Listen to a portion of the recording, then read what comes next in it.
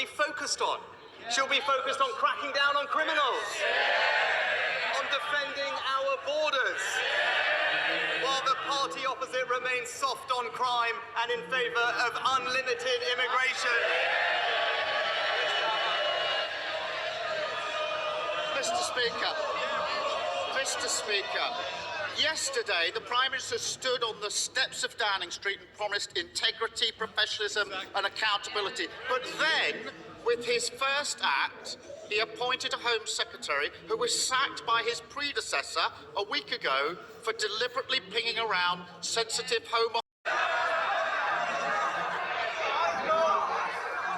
Mr. Speaker, my record is clear. When times are difficult in this country, I will always protect the most vulnerable. That is the values of our compassionate party. We did it in COVID and we will do that again. Mr. Speaker, he says he'll protect the most vulnerable. Let's test that. The government currently allows very rich people to live here but register abroad for tax purposes. I don't need to explain to the Prime Minister how non-dom status works. He already knows all about that. It costs the Treasury £3.2 billion every year. Why doesn't he put his money where his mouth is and get rid of it? Well, Mr. Speaker, I have been honest. We will have to take difficult decisions to restore economic stability and confidence. And my honourable friend, the Chancellor, will set that out in an autumn statement in just a few weeks. But what I can say, as we did during COVID, we will always protect the most vulnerable. We will do this in a fair way. But what I can say, I am glad, Mr. Speaker, that the party opposite, honourable gentleman, has finally realised that spending does need to be paid for.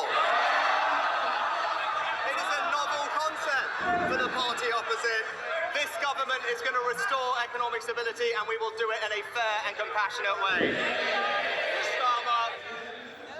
I know he's been away for a few weeks, but he should have listened to what's been going on the last two. But anyway, I have to say, I'm surprised he's still defending non-dom status.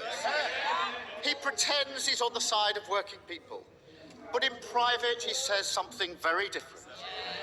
Over the summer, he was secretly recorded at a garden party in Tunbridge Wells, boasting to a group of Tory members that he personally moved money away from deprived areas to wealthy places instead. Rather than apologise or pretend that he meant something else, why doesn't he now do the right thing and undo the changes that he made to those funding formulas? Well, Mr. Speaker, I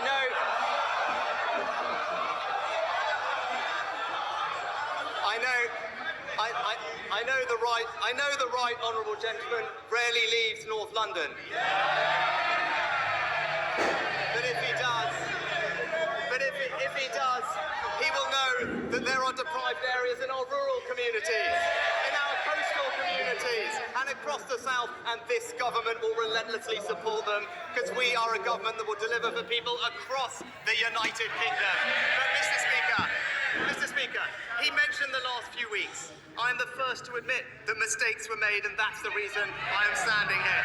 But that is the difference between him and me. This summer, I was being honest about the difficulties that we were facing. But when he ran for leader, he promised his party he would borrow billions and billions of pounds. I told the truth for the good of the country. He told his party what it wanted to hear. Leadership is not selling fairy tales. It is confronting challenges, and that is the leadership the British people will get from this government. Mr. Speaker, I think everyone should watch the video and make their own minds up. In public, he claims he wants to level up the north, but then he boasts about trying to funnel vital investment away from deprived areas. He says one thing and does another. But they're shouting. They're not my words. They're the words of the former chair of the Tory party, sacked yesterday for telling the truth about the Prime Minister. Even his own side know he's not on the side of working people.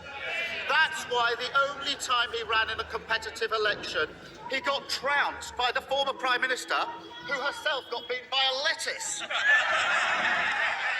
So why doesn't he put it to the test, let working people have their say and call a general election?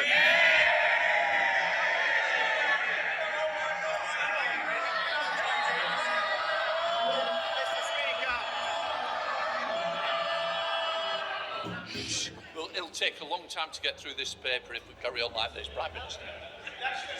Mr. Speaker, he talks about mandates, about votes, about elections. It's a bit rich coming from the person who tried to overturn the biggest democratic vote in our country's history. Our mandate is based on a manifesto that we were elected on to remind him an election that we won and they lost. A mandate that says we want a stronger NHS, better schools, safer streets, control of our borders and levelling up. That is the mandate that I and this government will deliver for the British people. Thank you, Mr. Speaker, and may I welcome the Prime Minister. The first British Asian Prime Minister is a significant moment in our national story. And it's a reminder that for all the challenges we face as a country, Britain is a place where people of all races and all beliefs can fulfil their dreams. That's not true in every country, and many didn't think that they would live to see the day when it would be true here. It's part of what makes us all so proud to be British. Was his Home Secretary right to resign last week for a breach of security?